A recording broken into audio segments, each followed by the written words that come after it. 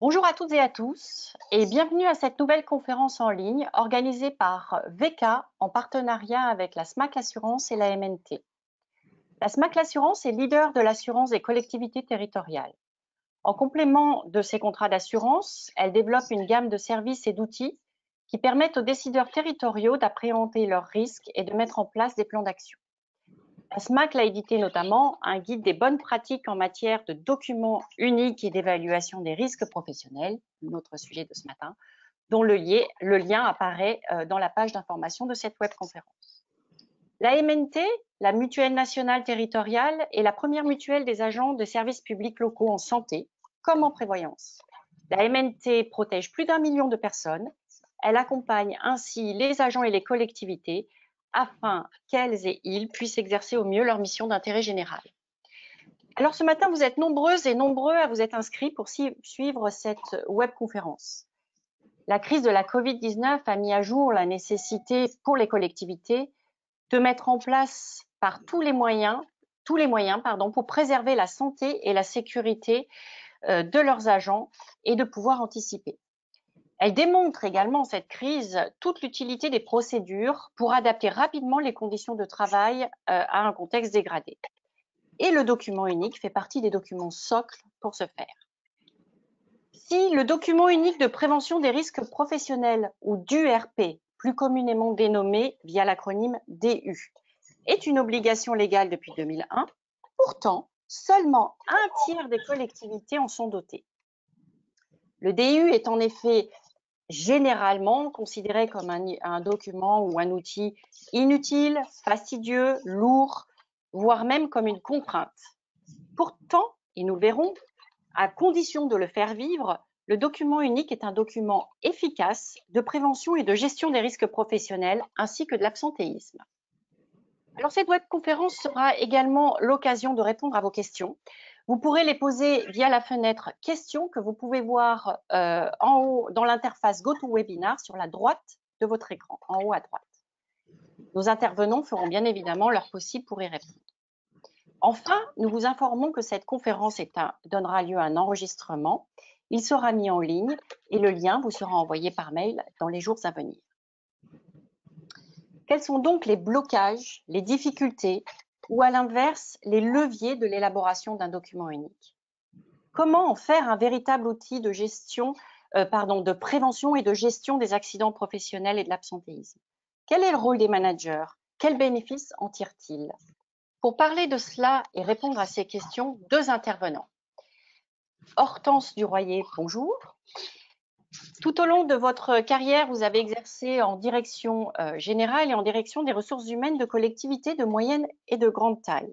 Vous êtes actuellement directrice des ressources humaines du département de l'Isère, qui comprend 4700 agents. Michaël Legrand, bonjour. Vous êtes chef d'équipe prévention, sécurité au centre médico-social de la métropole européenne de Lille, qui comprend 3000 agents. Vous animez une équipe de 4 conseillers de prévention et d'un réseau de 40 assistants de prévention dont nous parlons, afin de mettre en œuvre la politique de prévention de l'établissement et notamment la réalisation et le suivi des documents uniques. Je m'appelle Séverine Bellina, je suis membre du réseau Service Public et j'animerai avec plaisir cette conférence en ligne. Alors tout d'abord, avant de démarrer nos échanges, sondage. Nous allons voir si le public aujourd'hui présent, et vous êtes nombreux, reflète les tendances dont je vous ai parlé dans cette introduction. Votre collectivité dispose-t-elle d'un URP? Oui, non. Nous allons avoir les réponses qui vont s'afficher en direct. En attendant, alors voilà, excusez-moi, c'est parce que j'avais perdu l'écran, voilà. En attendant, donc alors 68% oui, 32% non. Nous sommes donc à l'inverse de la tendance nationale, ce qui est plutôt une bonne nouvelle. Et pour discuter de cela, Michaël Legrand, pourquoi arrive-t-il que certaines collectivités locales n'aient pas de document unique? Quels sont les blocages, les raisons qui peuvent expliquer cela? Et que se passe-t-il quand une collectivité locale n'a pas de document unique? Je vous laisse la parole 5 minutes. Bonjour à toutes et bonjour à tous. Et effectivement, on est à l'inverse de la représentativité nationale où un tiers des collectivités n'ont pas de document unique. Et effectivement, il y a pas mal de freins à la réalisation de ce document unique. Souvent, on pense que c'est un document qui est complexe, qui est difficile à mettre en œuvre. Parfois aussi, dans le suivi, on se demande toujours comment on peut le faire vivre, comment on peut s'en servir pour qu'il ait une certaine utilité, de ne pas faire les choses sans que derrière on puisse avoir un apport en matière de sécurité. Et il est difficile de se lancer dans ce dispositif de prévention qui est un dispositif indispensable. Le document unique, ça reste la première pierre de la prévention et un document qui est essentiel dans la prévention et la gestion des risques professionnels. Alors effectivement, depuis 2001, ça fait maintenant 20 ans, et on se rend compte quand même si le sondage fait apparaître 68-32, on a encore parmi nous aujourd'hui 32% de collectivités qui n'ont pas de document unique 20 ans après la première réglementation qui l'impose.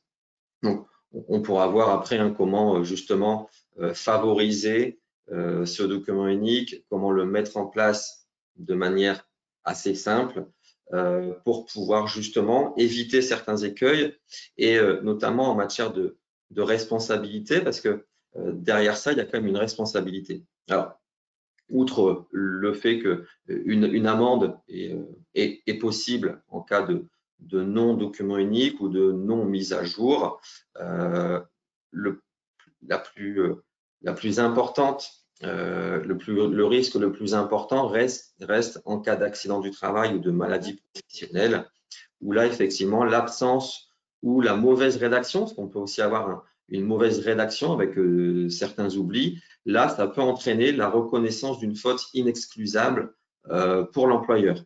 Et là, effectivement, on arrive dans des sanctions, une responsabilité qui est vraiment importante pour l'autorité territoriale. Donc voilà en quelques mots ce que je pouvais dire sur ce sujet. Merci. Hortense Desroyer, dans l'actualité avec la crise sanitaire, comment est-ce que la crise sanitaire a-t-elle fait évoluer les documents uniques? Est-ce que de nouveaux axes ont été inclus? On pense ici au télétravail. Est-ce que ça a permis des mesures immédiates? Quelle est votre expérience de ce point de vue?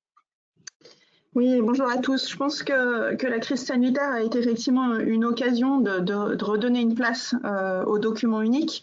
Pour parler de ma propre expérience dans notre collectivité, on a souhaité effectivement demander à chacune des directions de remettre à jour le document unique à l'aune de la crise sanitaire pour intégrer les nouveaux risques apparus dans le cadre de cette crise sanitaire.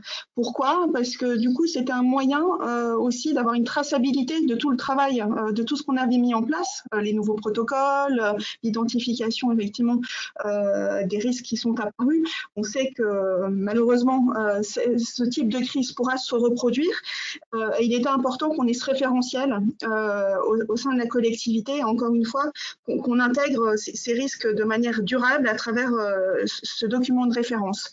C'est aussi un document qu'on pourra partager dans le cadre du CHSCT. Donc c'est à la fois un document important pour les managers, mais aussi un document important à partager avec les représentants du personnel dans le cadre des instances paritaires.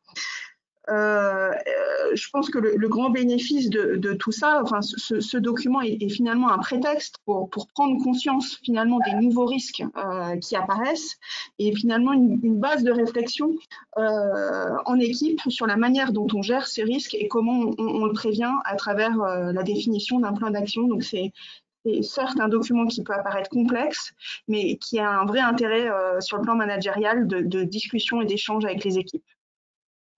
Alors justement, je me retourne vers vous de nouveau, Michael Legrand. C'est quoi un bon DU? Qu'est-ce que c'est qu'un bon document unique? Et est-ce qu'on peut effectivement en mesurer l'impact en termes de prévention et de lutte contre l'absentéisme? Déjà, un bon document unique, ça va être un document unique qui sera fait. Voilà, ça tombe sous le sens, mais c'est normal. C'est un document qui va aussi être élaboré avec l'ensemble des partenaires de la collectivité, mais aussi parfois des partenaires extérieurs, et une implication totale de la collectivité territoriale. Ça part des agents, mais ça va aussi jusque l'autorité territoriale en tant que telle, et un investissement de chacun pour mener une réelle politique de prévention et de gestion des risques professionnels. Sans cet investissement de l'ensemble des acteurs, si un maillon de la chaîne n'est pas présent, forcément, alors on n'aura pas forcément un mauvais document unique, mais on n'aura pas non plus un très bon document unique. Ensuite, un bon document unique, ça va être un document qui va répertorier l'ensemble des risques auxquels les agents de la collectivité vont être soumis, des risques les moins importants aux risques les plus importants. Il ne faut pas juste se dire on ne va gérer que les activités qui sont entre guillemets les plus dangereuses. Il faut vraiment répertorier l'ensemble des activités pour que chaque agent puisse se retrouver aussi dans ce document. Ce qui est important, c'est que les agents puissent se retrouver dans ce document pour suivre leur activité, pour se dire je réalise telle mission qui est potentiellement dangereuse, je me tourne vers mon document unique pour évaluer aussi ma posture et savoir si je travaille en sécurité ou pas. C'est un outil aussi indispensable pour les managers, vraiment très important pour les managers, pour la gestion de leurs équipes, et l'investissement des managers est aussi très important pour réaliser l'ensemble de la prévention qui sera mise autour. Pour évaluer, on a bien sûr les taux d'accident de travail, les taux de maladies professionnelles qui permettent, alors plus ou moins, c'est toujours un peu délicat et toujours un peu difficile de se dire une collectivité a un document unique et ça fait fortement baisser les accidents de travail. Oui, forcément, ça a un impact. Maintenant, c'est toujours un peu délicat selon les activités. On est dans des collectivités où la diversité des missions, des activités ne permet pas toujours d'avoir une baisse significative, en tout cas tout de suite, des accidents de travail. Et c'est aussi pour ça que c'est difficile d'avoir et de suivre un document unique, parce que ça prend toujours du temps et c'est toujours un peu long d'avoir les premiers résultats en termes de chiffres. En tout cas, on peut aussi estimer avoir un bon document unique aussi dans un ensemble de bien-être, on va dire, au travail, une activité de bien-être au travail pour les agents qui se ressentent d'une activité plus sécurisée. Et donc, dans ce cas-là aussi, c'est pas forcément chiffrable, mais on a des retours positifs d'agents qui viennent au travail en sécurité, qui du coup n'ont plus ce risque à gérer. Et pour finir sur ce bon document unique, ça va être un document unique qui va vivre, qui va être mis à jour, voilà, effectivement, la réglementation dit qu'il faut le mettre à jour tous les ans, mais c'est un travail quotidien, c'est une activité quotidienne où il y a cette mise à jour de gestion des actions, de veiller au bon respect des règles. C'est vraiment la base. Pour résumer, c'est un document qui doit être établi en concertation avec l'ensemble des agents de la collectivité et un document qui doit vivre au fil du temps et au fil de l'eau. Alors, nous reviendrons sur cette idée de faire vivre ce document, de sa mise à jour. De nombreuses questions arrivent déjà d'ailleurs sur ce sujet-là. Et nous allons prendre le temps d'y répondre. Avant cela, je souhaiterais me retourner vers vous, Hortense Desroyers, et vous poser la même question. Pour vous, qu'est-ce que c'est qu'un bon document unique? Et dans votre positionnement, peut-être vous poser également une question additionnelle. Quels en sont les premiers utilisateurs, même si nous avons commencé à évoquer ce sujet-là? Alors moi, du point de vue du manager, je dirais qu'un bon document unique, c'est un document unique qui est accessible au plus grand nombre. Donc, c'est un peu l'écueil de ce type de document, c'est que souvent, c'est très complexe. On veut l'exhaustivité et du coup, on en perd quelquefois l'aspect vulgarisation et accessibilité aux agents. Et donc, il faut, à mon avis, sur le plan managérial, viser la simplicité dans la mesure du possible pour compiler les informations qu'on intègre dans ce document unique. Il faut, comme le disait aussi Monsieur Legrand, que ça soit un document qui soit du coup partagé au maximum avec les équipes. Ça ne peut pas être l'affaire des conseillers prévention de la DRH et des managers seuls. Certes, ce sont des acteurs très importants, y compris avec les assistants de prévention, mais il faut aussi que, encore une fois, les agents y trouvent leur compte, et pour ça, que ça puisse du coup être un outil donc qui voit une utilité au quotidien, parce qu'il n'est pas trop technique et qui permet aussi, par les actions qu'il identifie, d'avoir si possible des résultats sur les conditions de travail et la prévention des risques.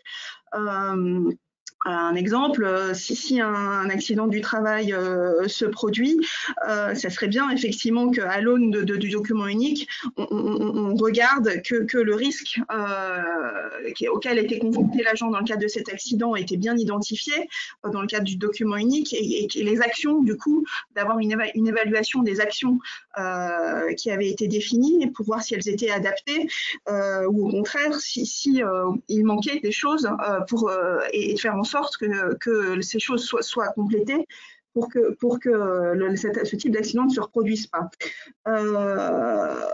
Donc au final, encore une fois, c'est un document, à mon avis, qui certes doit être complété, enfin mis à jour une fois par an, mais il serait intéressant que ça soit un document auquel on se réfère au quotidien, à travers les risques auxquels on est confronté au quotidien, et qu'on en fasse aussi un document qu'on partage régulièrement avec les équipes pour qu'ils en voient aussi l'utilité.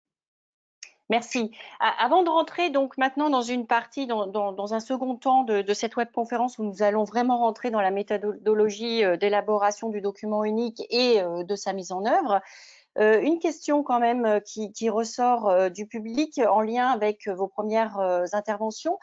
Quel est le lien? Est-ce que vous pouvez revenir, Monsieur Legrand, sur le lien entre la chute de l'absentéisme et le DU? Vous m'aviez parlé d'un plateau, l'idée que lorsqu'on est quand même doté d'un document unique, au bout d'un certain temps, on constate quand même une stabilisation réelle de l'absentéisme ou des accidents du travail. Je passe la parole une minute. Effectivement, dans le document unique, on va identifier l'ensemble des situations potentiellement dangereuses et en face de ces situations, mettre des plans d'action. Donc forcément, les actions qui vont être menées vont permettre de sécuriser les activités et donc de limiter les accidents du travail. Maintenant, on sait qu'il y a toujours une part de personnel. Il y a toujours l'activité personnelle, l'activité propre qui, avec des impondérables, qui permet pas d'arriver à zéro accident. Bien sûr, le document unique n'arrivera jamais à arriver à zéro accident. On va pouvoir maîtriser le mieux possible, mais jamais à zéro. Donc, c'est effectivement, on va arriver à un certain plateau à un moment donné. On ne pourra pas donner de chiffres, ça peut pas être 10, ça peut pas être 50 ou 100, ça dépendra de la collectivité et de la taille des entreprises. Mais fatalement, oui, forcément, en sécurisant les activités, on va limiter les accidents de travail et donc l'absentéisme avec les jours d'arrêt en accident de travail. Très bien. C'est quoi la durée de réalisation d'un document unique? Et comme cela, nous faisons la transition avec notre seconde partie. Alors, il n'y a pas de… Malheureusement, on ne peut pas donner de durée en tant que telle. Voilà, métropole européenne de Lille, on parle de documents uniques, hein, mais on en a une trentaine. Voilà, on a 30 documents uniques parce qu'on travaille par direction ou par service. Entre une direction de la voirie et une direction du développement économique, on ne passera pas le même temps. Tout dépendra du nombre de risques, du nombre d'agents qui sont concernés. Voilà, donc impossible de donner un délai. D'accord. Donc, c'est vraiment un document qui est très circonstancié, très lié au contexte. C'est peut-être aussi ce qui fait qu'on a une certaine appréhension en l'abordant parce que on ne peut pas avoir de recettes applicables, enfin, sur la méthodologie peut-être, mais en tout cas sur sa mise en œuvre, sa mise à jour en permanence. Alors, pour terminer sur cette première session, on me demande si le bon document unique, pour terminer sur cette question, et là je m'adresse à vous deux, est-ce que ce bon document unique ne doit pas comporter un programme annuel de prévention? On reviendra sur les logiciels après. Qu'est-ce que vous en pensez? Et puis, Je pense qu'effectivement, c'est une bonne suggestion parce que quand je parlais tout à l'heure d'un document qui doit être utile au quotidien, c'est comment on l'exploite en fait ce document. Et du coup, s'il se décline à travers un plan de prévention en lien avec le plan d'action, les plans d'action identifiés et les risques, et effectivement, c'est une manière encore une fois, de le vulgariser et de le faire porter à travers des actions concrètes, puisqu'en fait, la vraie clé de réussite de ce document unique, c'est à travers la concrétisation d'actions de prévention et d'amélioration des conditions de travail. Donc, moi, je souscris totalement à ce type de démarche. Alors, je note les questions, elles arrivent en grand nombre, elles vont concerner notre seconde partie. Monsieur Legrand, je ne sais pas si vous vouliez ajouter un mot sur cette question. Très bien. Alors, je vous propose d'aborder un deuxième temps de cette webconférence où nous allons justement, de manière très concrète, aborder la question de la méthode de l'élaboration et de la mise à jour. Hein. Je vois que c'est à travers vos questions que c'est une question qui vous préoccupe beaucoup, la mise à jour du document unique, ainsi que, et ça aussi ça vous préoccupe beaucoup, sa mise en œuvre. Alors, on l'a bien compris, si le document unique peut apparaître lourd et fastidieux, on voit il n'y a pas de réponse précise, c'est complexe, il faut vraiment faire en fonction du service et des activités. C'est un outil néanmoins obligatoire et il est important de le faire vivre. On a compris que c'était vraiment une condition de son utilité concrète au quotidien. Alors, Michaël Legrand, vous allez nous parler de la méthode. Est-ce qu'il y a une bonne méthode d'élaboration d'un document unique, sachant que les questions qui nous arrivent insistent sur le fait de la lourdeur du processus, combien de temps ça prend d'identifier les risques, hein, mais je vous reposerai sur ces questions. Comment on fait pour pas que ça devienne une usine à gaz, ce document unique et les logiciels, quelles sont beaucoup de questions sur les logiciels. Est-ce qu'il y a des logiciels plus faciles, plus utiles, plus simples, plus efficaces que d'autres? Est-ce que finalement, ils ont une vraie valeur ajoutée? Voilà, je vous donne ces éléments pour peut-être agrémenter votre présentation, mais dans tous les cas, je ne manquerai pas de vous reposer ces questions. Je vous laisse donc la parole. Donc effectivement, sur l'élaboration du document unique, il n'y a pas de méthode miracle. Voilà. Je vais pouvoir vous présenter une méthodologie qui est mise en place à la métropole européenne de Lille maintenant. D'autres collectivités ont d'autres méthodologies, d'autres dispositifs pour le faire. Et pour répondre, alors pas tout de suite à la question du logiciel, nous on travaille sur Excel, avec un tableau Excel. Et pour l'instant, on n'a pas encore trouvé de logiciel qui pourrait convenir pour, en tout cas, apporter une plus-value à notre tableur Excel. Donc, alors, avant que vous commenciez votre présentation PowerPoint, je me permets de vous interrompre parce que justement, l'un ou l'une des auditrices ou auditeurs nous mentionne ce point. Est-ce que finalement, le tableau Excel n'est pas aussi efficace qu'un logiciel? Et vous venez de répondre.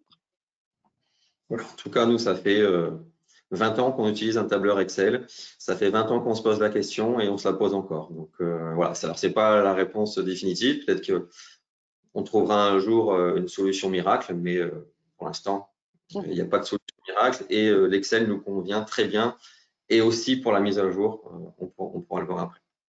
Du coup, on va pouvoir faire défiler le diaporama.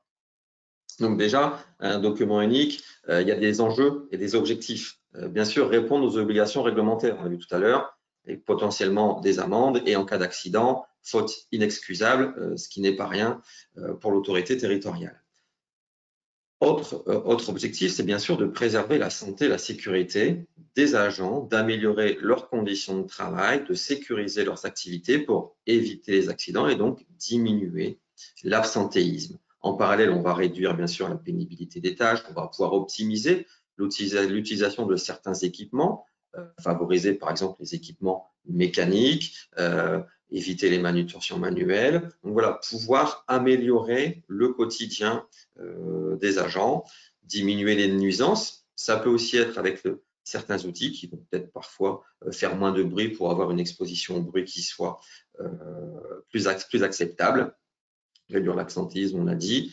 Et bien sûr, Si on a moins d'accidents de travail, on diminue les coûts liés aux accidents du travail et aux maladies professionnelles. Donc, des enjeux, des objectifs, juste pour dire que ce document unique, il n'est pas juste là pour faire beau et pour répondre à une réglementation.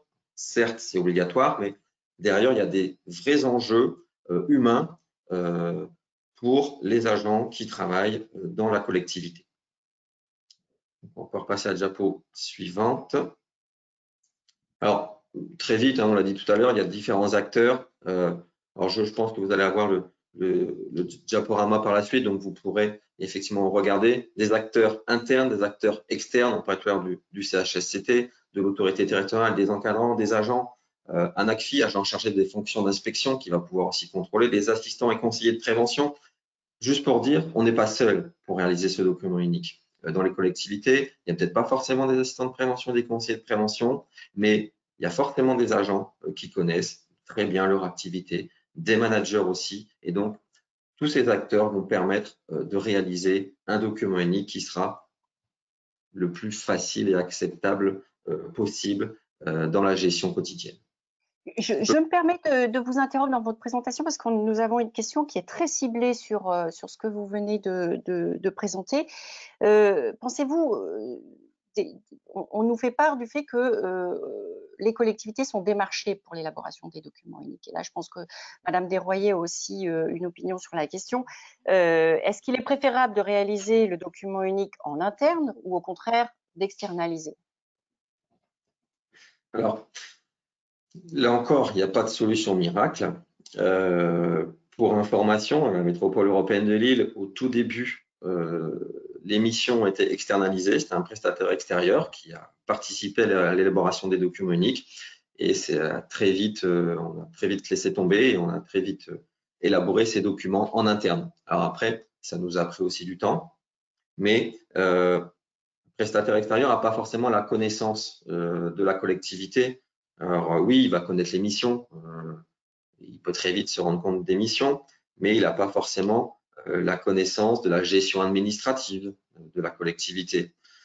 Donc voilà, nous en tout cas, on préfère le faire en interne, mais c'est aussi parce qu'on a les ressources. Maintenant, une collectivité qui n'a pas les ressources humaines pour réaliser ce document unique, elle peut aussi très bien commencer à le faire par un prestataire extérieur et se réapproprier par la suite le document unique pour le faire vivre et le faire suivre. Voilà, mais voilà, il n'y a pas de solution miracle. Mais c'est tout à fait possible et ça peut très bien fonctionner. En tout cas. Merci. Du coup, on peut passer à la suite.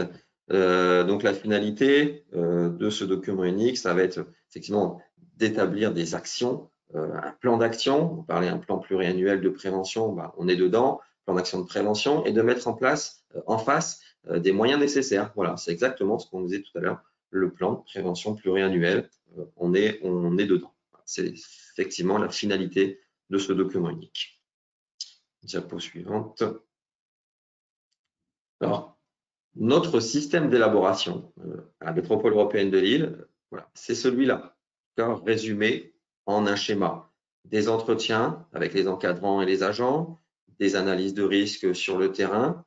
Ça va être la partie de préparation. Et ensuite, tout ce qui va être élaboration écrite du document, cotation des risques, hiérarchisation des risques, élaboration du plan d'action, mise en œuvre des actions préconisées. Donc, la mise en œuvre, ça va être la mise à jour, c'est la mise à jour du document unique et la réévaluation des risques suite aux actions. Quand des actions sont réalisées, on met à jour le document unique en disant on est passé d'un risque élevé, on a réalisé des actions, maintenant on va arriver à un risque faible. Voilà un schéma, comment nous on va procéder pour aussi impliquer la chaîne hiérarchique, les encadrants et les agents qui sont les premiers acteurs de la mise en œuvre de ces actions sur le terrain. Diapo. Voilà. Alors, on va rentrer un peu plus dans l'élaboration du document unique. Déjà, il faut, dans certains cas, parler le même langage. Pour comprendre le document unique, il faut que tout le monde parle le même langage. Et déjà, il y a deux mots simples, danger et risque. Souvent, on les confond. Et souvent, on ne sait pas à quoi correspond un danger et à quoi correspond un risque. Alors, il y a une petite image rigolote ou pas d'ailleurs, mais un danger, effectivement, c'est une source potentielle de préjudice. un requin dans l'eau, c'est un danger. Effectivement, c'est un danger. Par contre, tant que personne ne va nager à proximité, il n'y a pas de risque. Il est dans son élément, on est dans le nôtre, il n'y a aucun risque. Voilà. Le danger, c'est bien la source potentielle de préjudice et le risque, ça va être la probabilité que survienne un danger qui va entraîner un préjudice. Voilà. C'est pour ça qu'on va bien parler de cotation du risque dans un document unique, comme on va le voir après, et pas du tout de situation dangereuse. Donc, c'est bien deux termes différents et ça, c'est important aussi de le rappeler et c'est important de le cibler. Et quand on se lance dans un document unique, c'est bien d'avoir ça en tête. Danger et risque, ce ne sont pas les mêmes choses. Donc, diapo suivante. Et je parlais tout à l'heure de situation dangereuse. La situation dangereuse, ça va être effectivement un danger. Une personne va se rapprocher de ce danger et il y a un événement qui va créer cette situation dangereuse et potentiellement un dommage.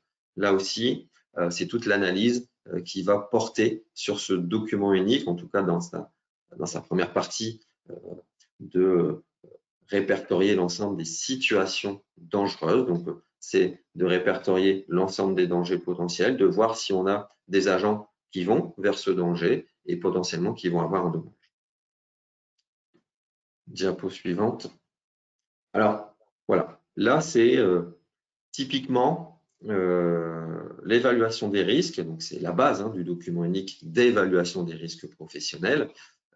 Ça va être de définir le risque, ce qu'on appelle le risque résiduel, avec la gravité, donc la gravité du dommage pour un accident potentiel. On va aussi définir une fréquence d'exposition. On va définir des moyens de prévention qui sont déjà mis en place pour, au final, réussir à une cotation. Là encore, il n'y a pas de méthode miracle. On a, nous, un dispositif spécifique.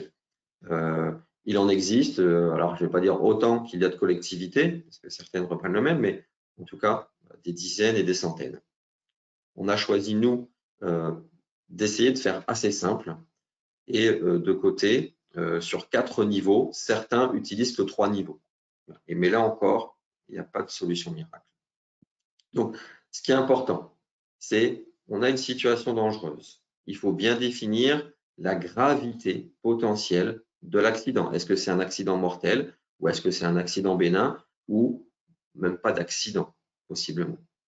Ensuite, bien définir la fréquence d'exposition, de se dire est-ce que c'est plusieurs fois par jour ou est-ce que c'est vraiment beaucoup de temps et 3 heures par jour ou 1 à 2 fois par mois, et de voir ce qui est mis en place, la prévention, pour arriver à une cotation de se dire on est dans un risque très important, c'est de la priorité 1, il faut agir tout de suite. Ou alors c'est de la priorité 4 par exemple, et on a le temps d'agir.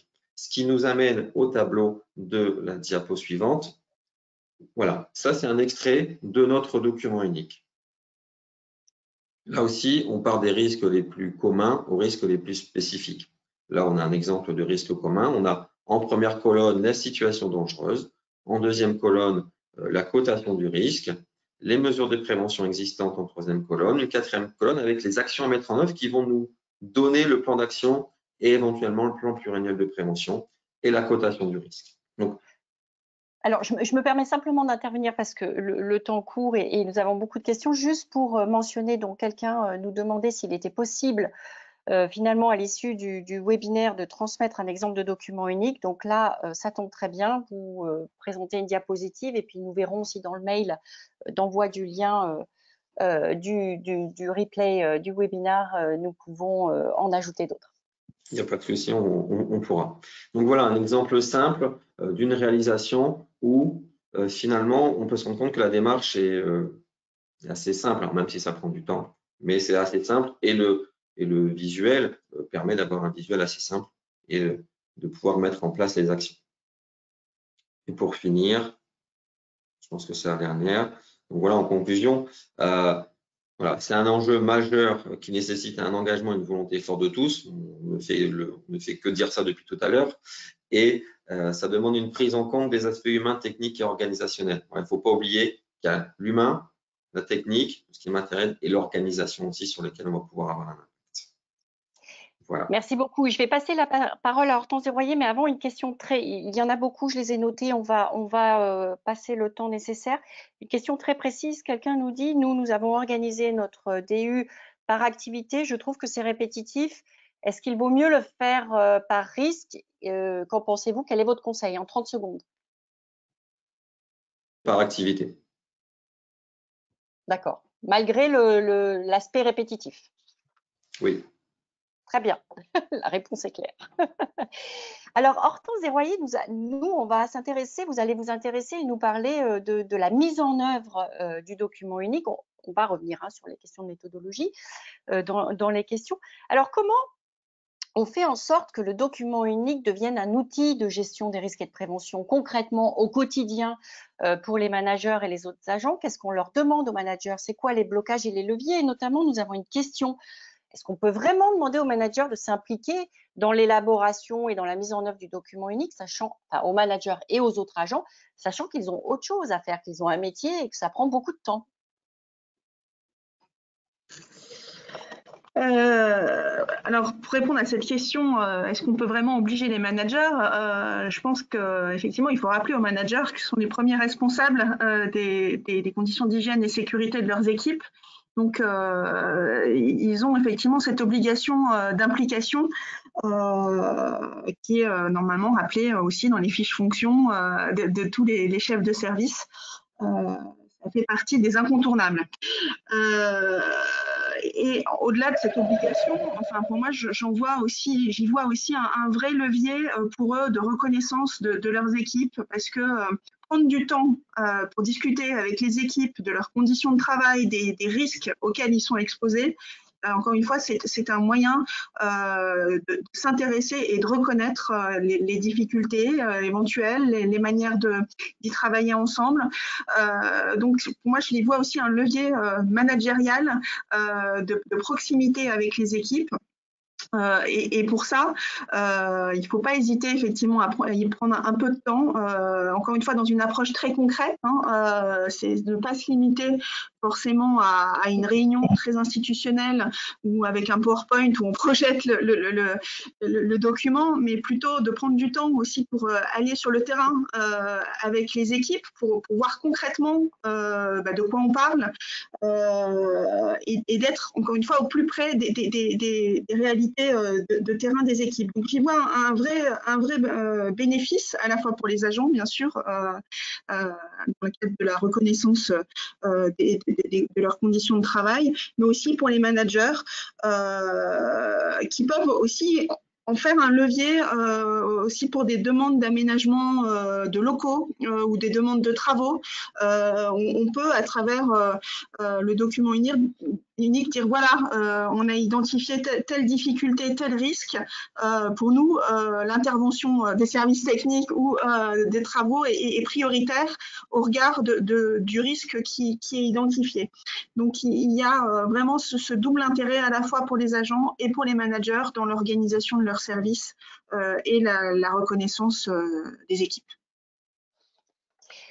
Merci beaucoup. Alors, nous allons maintenant procéder plus spécifiquement aux questions-réponses. Il y a énormément de questions très concrètes que je vais vous adresser. Notamment une globale sur laquelle vous pouvez avoir deux regards complémentaires à mon avis. Est-ce qu'on a une méthode? En tout cas, comment est-ce que on peut avoir la certitude, enfin des éléments de mesure du rapport coût-avantage, j'ose dire, de se doter d'un DU, à savoir ça coûte d'élaborer un DU dans tous les sens du terme, y compris en temps de travail. Et est-ce qu'on a une méthode pour voir, pour comparer au rapport que ça nous apporte?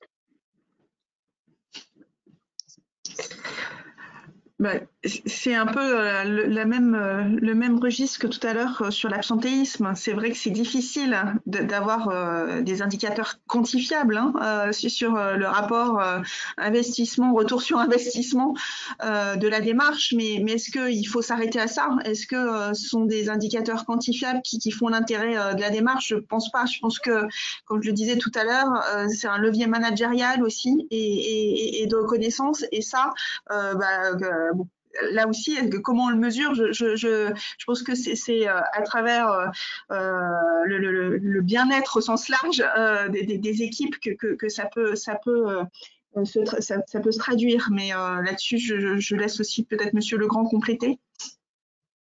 Ouais, effectivement, c'est pas mesurable, c'est pas quantifiable, mais en peu de mots, si jamais le document unique ne permet que de sauver une vie, le temps passé à le réaliser reste inquantifiable, même si on y passe, je sais pas moi, 3 mois, 6 mois, 1 an, si ça permet juste de sauver une vie, ou même pas une vie, ou d'empêcher à quelqu'un d'avoir un accident très grave, bah, on a gagné. Donc voilà, pour moi, il n'y a pas de. C'est même pas une notion qui doit venir jouer dans l'élaboration du document unique, en fait. Alors, quelqu'un nous mentionne 1 euro investi en rapporte en moyenne 2,2 euros. Le nombre d'études le prouve. Voilà, donc il y a la réponse quantitative et puis la réponse qualitative, je pense que vous venez d'apporter tous les deux. Alors, beaucoup de questions sur l'évaluation des risques psychosociaux. Comment est-ce qu'on les évalue dans le document unique, sachant que les outils d'évaluation ne sont pas les mêmes que les risques physiques. Est-ce qu'il est pertinent de les séparer, risques physiques, risques psychosociaux? Qu'en pensez-vous? Alors oui, c'est pertinent parce qu'on est sur des modèles de risques qui sont complètement différents entre les risques physiques, mécaniques et les risques psychosociaux. On n'est pas dans la même approche. Donc, et potentiellement, en tout cas, c'est le cas par exemple à la métropole européenne de Lille, mais potentiellement, ce ne sont pas les mêmes acteurs qui vont réaliser cette analyse de risque. Un assistant de prévention ou un conseiller de prévention et pas forcément armé pour réaliser une évaluation des risques psychosociaux. Par contre, un psychologue du travail le sera certainement beaucoup plus. Donc là aussi, il n'y a pas de méthode particulière, il n'y a pas de méthode précise. Il faut juste se tourner aussi vers les bons acteurs. Mais effectivement, c'est une très bonne question. Il faut prendre en compte l'évaluation des risques psychosociaux dans le document unique, mais je pense que c'est mieux de les séparer. Madame Desroyers, vous souhaitez intervenir sur cet aspect? Nous croulons sous les questions. Non, très rapidement, moi, effectivement, on ne peut pas s'exonérer d'intégrer ces risques dans les documents uniques, mais comme disait Monsieur Legrand, c'est tellement spécifique que je pense que c'est aussi une démarche annexe, la question de la prévention des risques psychosociaux à travers des diagnostics ciblés qui peuvent être d'ailleurs souvent pas à l'échelle d'une direction, mais plutôt des risques plus transversaux. Donc pour moi, j'y vois quand même une démarche parallèle qui doit après intégrer le document unique, mais c'est une démarche à part entière pour moi. D'accord, merci. Alors, quelqu'un nous mentionne l'idée qu'il serait préférable de parler de conditions de vie au travail au lieu de RPS, mais je crois que vous l'aviez, dans tous les cas, tous les deux mentionné dans cette perspective lors de vos interventions. Une question très concrète qui nous avait été envoyée, c'est comment intégrer un bâtiment loué par une ville, parce que je pense que ça peut concerner tout un tas de situations dans le document unique. Michael Legrand, peut-être? Oui, il faudrait préciser un peu cette demande, mais un bâtiment loué, après, tout dépendra si on a des agents de la collectivité qui vont y intervenir ou pas. On s'intéresse aux agents et à l'humain, on ne s'intéresse pas forcément au bâtiment, même un bâtiment qui risque de s'écrouler si personne ne va dedans. Il n'y a pas de risque pour les agents, c'est bien ce qu'on disait tout à l'heure, entre le risque et le danger. Donc oui, peut-être qu'il peut y avoir des dangers dans ce bâtiment. Tant qu'on n'a personne qui va dans ce bâtiment, on n'a pas besoin de faire l'évaluation. Alors, il y a d'autres choses à faire pour ce bâtiment, mais en tout cas, dans le cadre du document unique d'évaluation des risques professionnels, il n'y a pas forcément de choses à faire, sauf si on a des agents qui vont dedans. Et à ce moment-là, il faut intégrer le risque lié à ces agents de présence dans ce bâtiment. Merci. Alors, on va parler de mise en œuvre et notamment du plan d'action. On nous mentionne le fait qu'on a du mal à suivre la réalisation des actions, à relancer les pilotes qui sont débordés. Quels sont vos conseils? Et j'ajoute à cela d'autres questions qui avaient été posées. Comment on fait pour mettre à jour et c'est quoi les outils, les démarches pour mettre à jour le document unique et maintenir le plan d'action, mettre le plan d'action aussi à jour sans que cela devienne ingérable. Et petite question annexe, j'essaye de concentrer, est-ce que vous, dans vos collectivités, vous avez eu à mettre à jour ou à modifier le DU suite à la Covid, à la crise sanitaire? Alors, pour la question on en revient toujours aux moyens humains.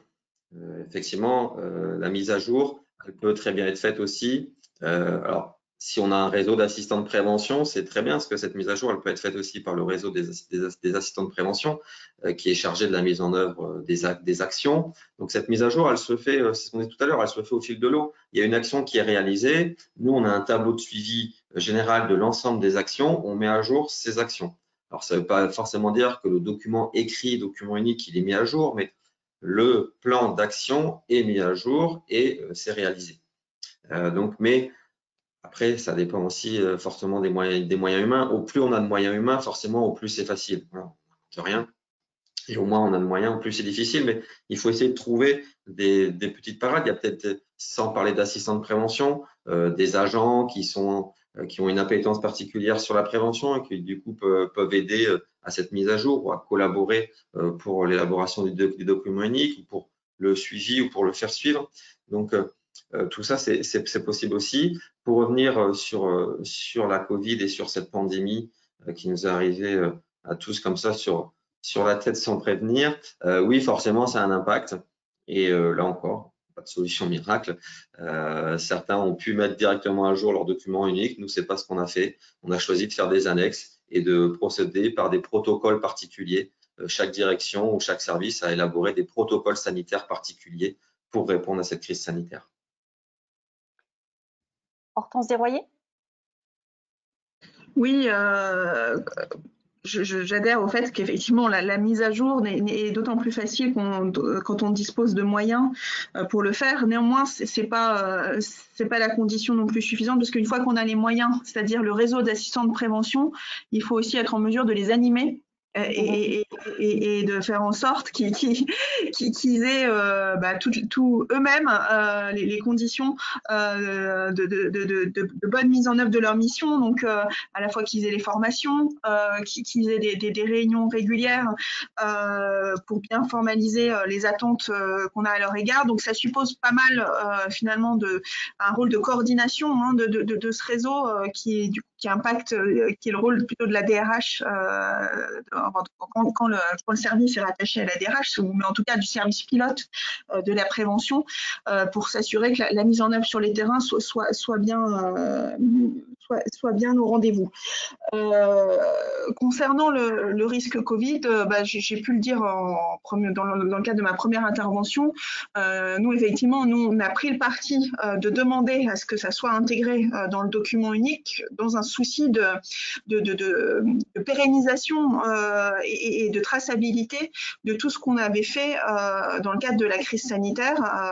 Donc, effectivement, les différents protocoles qui ont été faits en urgence, ça permettait d'avoir une certaine prise de recul et une intégration durable des nouveaux risques dans ce document, pour pas qu'on ait à y revenir si jamais on devait, de toute façon, c'est ce qui s'est passé, les confinements successifs et les restrictions se sont reproduites tout au long de l'année, et donc c'était important effectivement qu'on ait cette intégration dans les documents uniques de manière pérenne. Merci. Alors, un certain nombre de questions sur les assistants aux conseillers prévention. Alors, une globale et une très précise. Est-ce qu'un conseiller ou un assistant doit remplir ces missions-là en plus de ses fonctions, ou est-ce qu'il doit être exclusivement désigné pour cela? Et combien vous conseilleriez de recruter de conseillers dans une collectivité de 400 agents?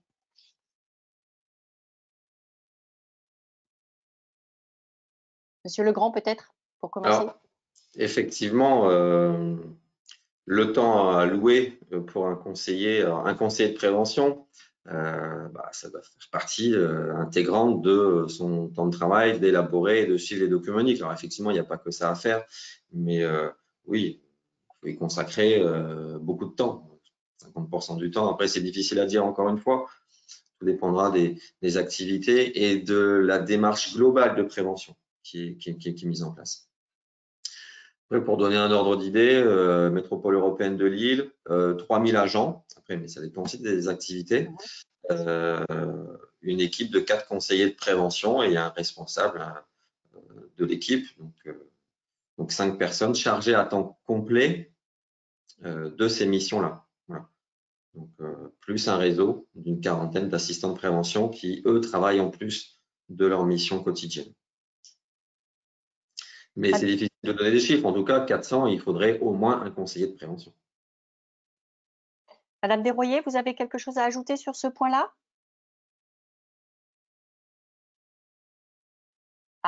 Non, j'ai pas de ratio comme ça de TP en tête par rapport au début. C'est très dépendant de la présence des risques, de la caractéristique des métiers. Donc rien de très scientifique sur cette question. Alors, je vous en pose une autre qui vous là, voilà, on me dit, est-ce qu'un ergonome peut intervenir à la place d'un conseiller de prévention? Oui, après, toute personne, on n'est même pas obligé d'avoir un conseiller de prévention. À partir du moment où il y a des personnes qui s'en occupent, tout est possible. Et tout dépendra de la collectivité. Alors, comment est-ce qu'on peut accompagner les collectivités locales, comment peut-on les aider à ouvrir à l'élaboration de leurs documents uniques? Est-ce qu'il est possible de mutualiser? On parlait tout à l'heure d'externaliser, mais est-ce qu'on peut être aussi dans un rôle d'ouverture à la mutualisation pour l'élaboration d'un document unique? Est-ce que c'est quelque chose qui fonctionne, Hortense Desroyers? Je ne sais pas si vous avez à travers le CRD, eu à vivre cela. Je n'ai pas eu à le vivre. Après, je sais que notamment les centres de gestion peuvent peut-être être des soutiens pour les plus petites collectivités. Notamment, il y a des conventions avec les collectivités sur la fonction d'ACFI. Donc, ça peut être une ressource. Après, non, moi, mon expérience était plutôt au moment où l'obligation est arrivée pour les collectivités. C'est vrai que les collectivités ont été un peu ont un peu pris peur face à l'enjeu et l'impact que ça avait en termes de charge de travail. Donc c'était plutôt l'externalisation effectivement qui a été un premier recours dans un premier temps, mais on y est tous revenus. Enfin, on en est revenu, c'est-à-dire qu'il y a un vrai intérêt à ce que la démarche soit menée en interne. Mais encore faut-il effectivement avoir les moyens pour cela.